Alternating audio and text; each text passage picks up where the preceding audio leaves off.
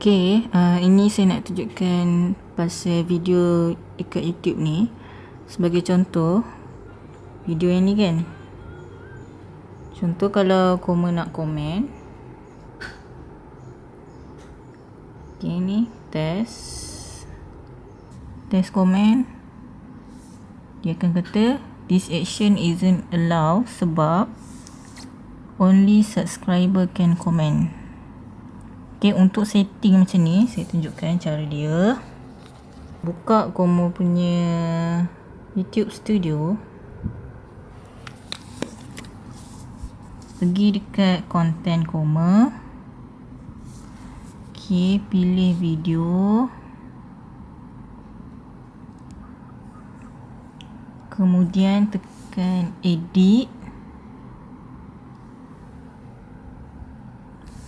Show more. Scroll bawah, tekan komen, bahagian community. Yang ini ada komen, tekan komen. Dekat sini ada pilihan who can comment. Ini ada anyone. Kamu boleh pilih nak semua orang ataupun subscriber dengan members je yang boleh komen. Tekan yang ni. Minimum subscription time ni kamu boleh pilih. Yang ini. Ini duration 1 jam, sehari, seminggu. Kemudian buat patah balik.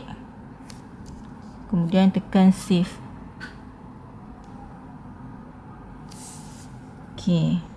Kemudian kalau nak tengok balik semula, nak tengok video tadi. Ini. Ni. Subscriber je boleh komen. Ini je caranya. Bye.